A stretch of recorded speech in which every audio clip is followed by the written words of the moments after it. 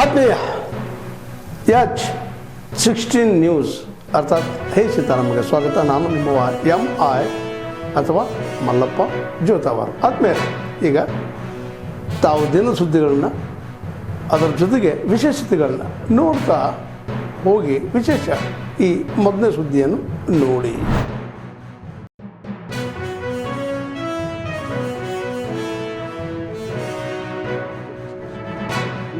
Only making wild allegation. So I told him, while he is making allegation, please present in the house when the finance minister replies on the discussion on budget at 5 p.m. today. He broke the rules there itself. After his speech, he immediately went out of the house. The rule in the house is once a member makes his speech, he cannot leave the house immediately after his speech is over.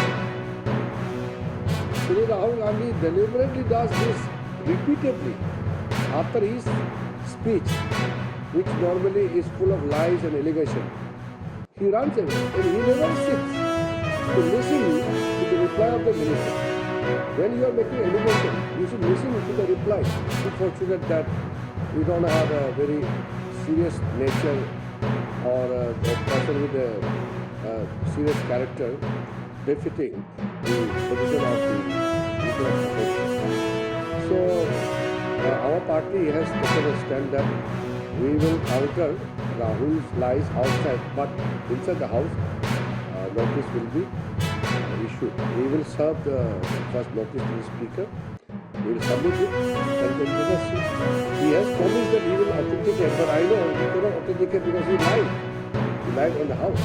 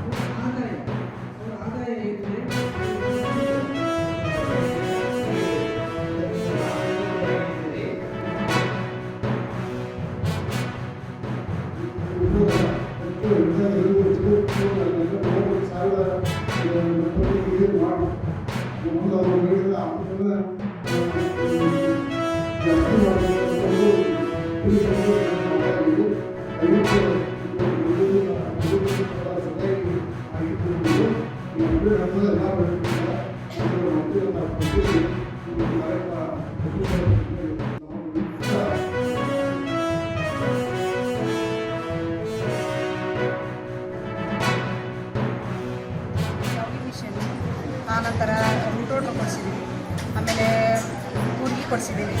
ಆಮೇಲೆ ಸಂಘಗಳಿಗೆ ಹೋಗಿ ನಾವು ಭೇಟಿ ಕೊಟ್ಟು ಸಂಘಗಳಿಗೆ ನಾವು ಕೃಷಿ ಇಲಾಖೆಯಿಂದ ಏನೇನು ಸವಲತ್ತುಗಳು ಸಿಗ್ತಾವೆ ಎಲ್ಲ ಸವಲತ್ತುಗಳನ್ನು ಕೊಡಿಸ್ತಾ ಇದ್ದೀವಿ. ಈ ಸ್ಕೀಮು ಒಳ್ಳೆಯ ಸ್ಕೀಮ್ ಅಂತ ಹೇಳ್ತಾ ಇದ್ದಾರೆ ಸರ್. ಅವರು ಇದನ್ನು ತೊಗೊಂಡು ಅವ್ರದ್ದು ಕುಟುಂಬ ಆಯಿತು ಏನೋ ಆಯಿತು ಒಂದು ಕೆಲಸ ಮಾಡಲಿಕ್ಕೆ ಅವ್ರ ಜೀವನೋಪಾಯ ನಡೆಸಲಿಕ್ಕೆ ಒಂದು ಸಹಾಯ ಆಗಿದೆ.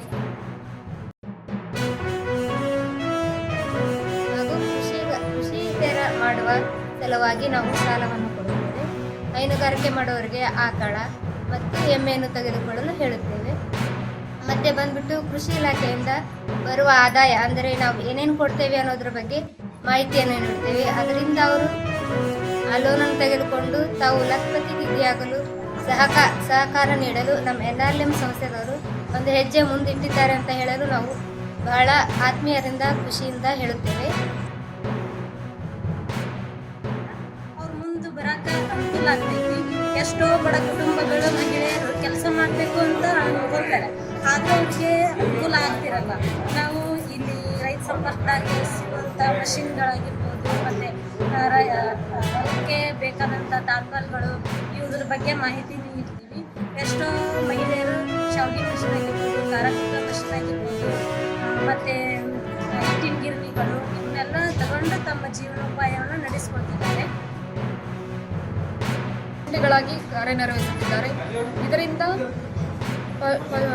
ಜಾನುವಾರು ಸಾಕಾಣಿಕೆ ಮಾಡುವವರಿಗೂ, ರೈತರಿಗೂ ಮತ್ತು ಕೃಷಿಯೇತರ ಕಲಿಕೆ ಮಾಡುವಂಥವ್ರಿಗೂ ಸಹ ಇದರಿಂದ ತರಬೇತಿ ಅಲ್ಲದೆ ಅವರಿಗೆ PMFME PMEGP ಮೂಲಕ ಯೋಜನೆಗಳಿಂದ ಸಹ ಅವರಿಗೆ ಧನ ಸಹಾಯದಿಂದ ಅವರು ತಮ್ಮ ಆರ್ಥಿಕ ಜೀವನದಲ್ಲಿ ಆರ್ಥಿಕ ಮಟ್ಟವನ್ನು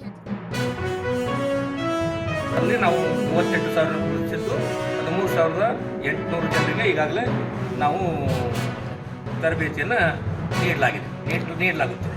ಗ್ರಾಮೀಣ ಪ್ರದೇಶದ ಮಹಿಳಾ ಸದಸ್ಯರನ್ನು ಆರ್ಥಿಕವಾಗಿ ಸಬಲೀಕರಣ ಮಾಡುವ ಕುರಿತು ಈ ಒಂದು ಯೋಜನೆ ಉದ್ದೇಶವಾಗಿದೆ. ಅವರ ಮುಖಾಂತರ ಮತ್ತು PRP ಇವರು ಎಲ್ಲ ಅವರಿಗೆ ತರಬೇತಿಯನ್ನು ನೀಡಿ ಅಂದರೆ ಪಶು ಸಖಿಗಳು ಮತ್ತು ಕೃಷಿ ಸಖಿಗಳ ಮುಖಾಂತರ ಮಾಡಬೇಕು ಅಂತ ಒಂದು ಸರ್ಕಾರದ ನಿರ್ದೇಶನ ಇರೋದ್ರಿಂದ ಅವರಿಗೆ ತರಬೇತಿ ನೀಡಿ ಅವರಿಂದ ನಾವು ಉಳಿದ 13,800 ಜನರಿಗೂ ಒಂದು ತರಬೇತಿಯನ್ನು ನೀಡ್ತಾ ಇದ್ದೀವಿ.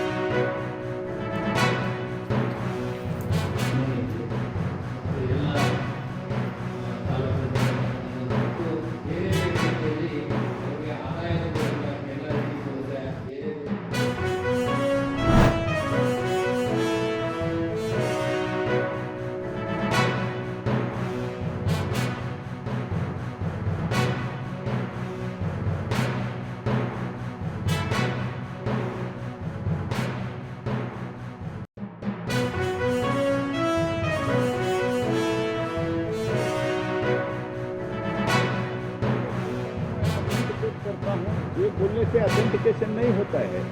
फर्स्ट ऑफ ऑल अगर किसी के ऊपर वो एलिगेशन लगाते हैं तो जो सदन के सदस्य है उनको नोटिस देना पड़ता है। अगर वो सदन के सदस्य नहीं है तो ऐसे एलिगेशन वाइल्ड एलिगेशन नहीं लगा सकते। फिर भी बोलने के बाद ऑथेंटिक करो बोले तो मैं ऑथेंटिक करता हूँ बोले तो ऑथेंटिकेशन नहीं होता है। ऑथेंटिकेशन के संबंधित डॉक्यूमेंट रखना चाहिए। संबंधित जो विषय है वो विषय का रिकॉर्ड है, एविडेंसेस है, वो सब रखना पड़ता है। कुछ नहीं है पेपर लाए मैं ऑथेंटिक करता हूँ बोले तो ये ऑथेंटिक के बोलने से ऑथेंटिक नहीं होगा। You should understand.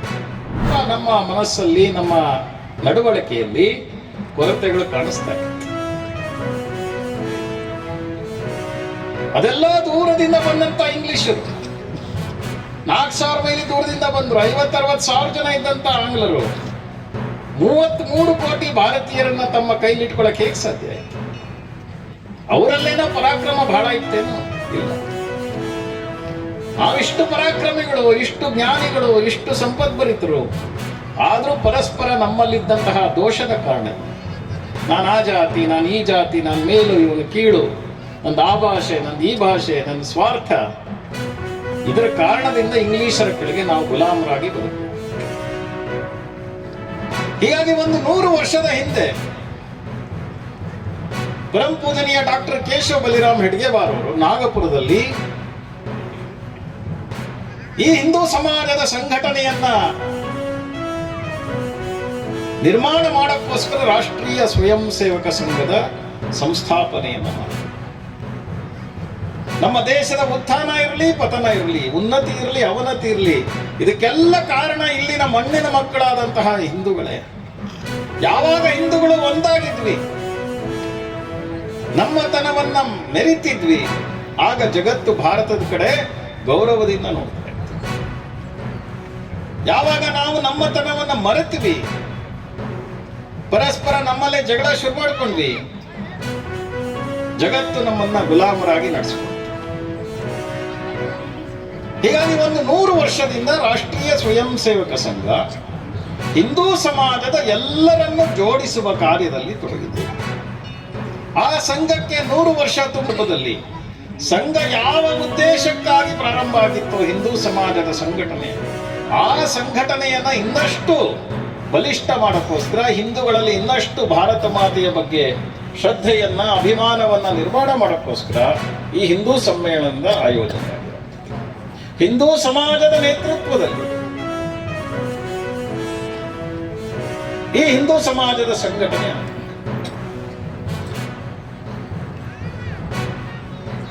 ನಾವು ಅತ್ಯಂತ ಪರಾಕ್ರಮಿಗಳು, ಅತ್ಯಂತ ಜ್ಞಾನಿಗಳು, ಅತ್ಯಂತ ಸಂಪದ್ಭರಿತರು. ಆದ್ರೆ ಇದೆಲ್ಲವೂ ಇದ್ದಾಗಲೂ ನಾವು ಯಾರು ಅನ್ನೋದನ್ನ ಮರೆತರೆ ಬೇರೆಯವರು ಬಂದು ನಮ್ಮನ್ನು ಆಕ್ರಮಣ ಮಾಡೇ ಮಾಡ್ತಾರೆ. ಹೀಗಾಗಿ ಕವಿಯೊಬ್ಬ ಹೇಳ್ದ, 100 ಸಾಗರ 100 ಮಂದಿರ ದೈವ ಸಾಸಿರವಿದ್ದರೆ, ಗಂಗೆ ಇದ್ದರೆ ತುಂಗೆ ಇದ್ದರೆ ಗಿರಿ ಹಿಮಾಲಯವಿದ್ದರೆ. ತಾವೆಲ್ಲ ಇಲ್ಲಿವರೆಗೆ ಸುದ್ದಿಗಳನ್ನು ನೋಡಿದಿರಿ, ಜೊತೆಗೆ ವಿಶೇಷ ಘಟನೆಗಳನ್ನು ಸಹ ನೋಡಿದಿರಿ. ಅದು ನಿಮ್ಗೇನು ಅನ್ನಿಸ್ತು? ನಿಮಗೆ ಲೈಕ್ ಮಾಡಿರಿ, ಶೇರ್ ಮಾಡಿರಿ, ಕಾಮೆಂಟ್ ಮಾಡಿರಿ, ಜೊತೆಗೆ ಸಬ್ಸ್ಕ್ರೈಬ್ ನಿಲ್ಲಿಸ್ಬೇಡ್ರಿ. H16 ನ್ಯೂಸ್ ಅರ್ಥಾತ್ ಸೀತಾರಾಮ್ ಸತ್ಯದ ಕೈಗನ್ನಡಿ ವಂದನೆಗಳು.